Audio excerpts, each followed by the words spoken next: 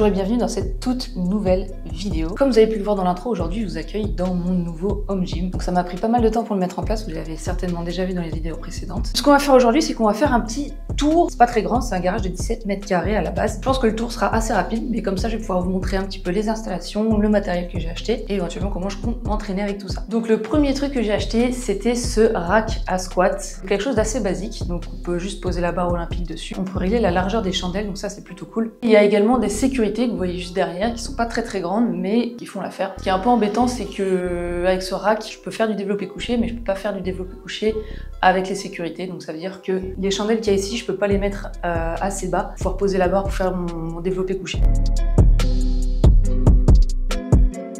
Donc ce que je fais au final, c'est que je fais mon développé couché directement sur les sécurités. Donc je pose la barre ici sur les sécurités.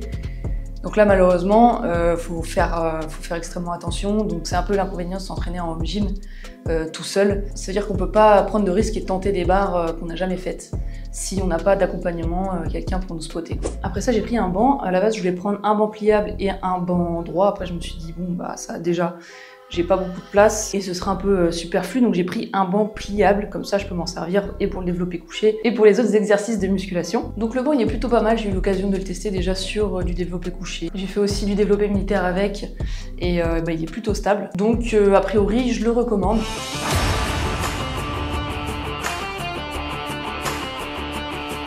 J'ai acheté la plupart de mon matériel en ligne chez Sveltus. Cet été, il y avait une grosse promo sur tout le site. Donc j'en ai profité pour acheter la majeure partie de mon matériel là-bas. Donc le banc. J'ai également acheté la barre olympique qui est ici. Bien évidemment, avec la barre olympique, j'ai acheté ces petites sécurités ici. Tac.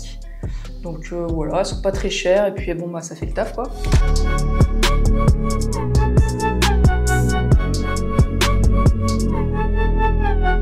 J'ai acheté tous les poids que vous voyez derrière également, donc j'ai pris 4 disques de 20, 4 disques de 10, j'ai acheté 2 disques de 5 et 2 disques de 2,5.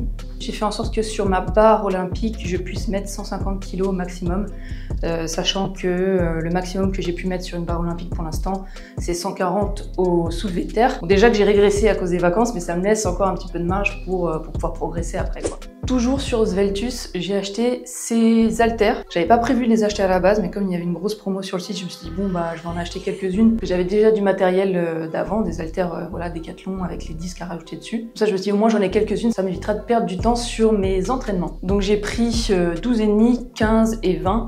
Je pense qu'au fur et à mesure du temps, je vais investir dans un petit peu plus d'haltères. Je pense prendre du 17,5, éventuellement du 22, éventuellement aussi du 10. Donc après ça se fera au fur et à mesure du temps.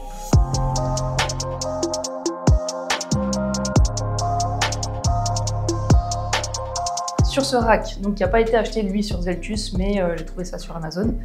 On retrouve également du coup le matériel que j'avais déjà avant. Donc les barres que vous voyez derrière ici, barres de 10, barre de 6 avec les disques qui vont avec. Donc ça c'est des petits diamètres contrairement à la barre olympique. On en arrive à cette étagère où j'entrepose tout le petit matériel accessoire. Donc on va y trouver des petites barres pour pouvoir charger les haltères. On a aussi un kettlebell, on a tout ce qui est mon matériel pour faire du squat, chaussures d'haltéro, knee sleeves, on a ma ceinture. J'ai également acheté une battle rope, bon je sais pas si je vais m'en servir. En tout cas c'est là. J'ai un rouleau de massage, j'ai mes straps, j'ai mes sangles. Et également j'ai mis des petites serviettes quand il fait super chaud, ça peut être utile.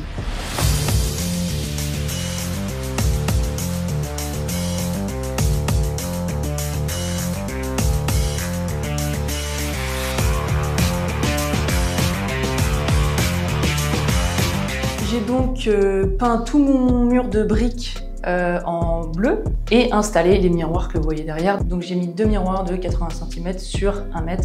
C'est-à-dire qu'il y a 2 mètres de large sur 80 cm. J'ai galéré pour les installer ces miroirs. Au moins ils sont là. Ce que je voulais faire également, c'était installer ces trucs-là. Donc c'est un mur végétal que j'ai acheté sur internet.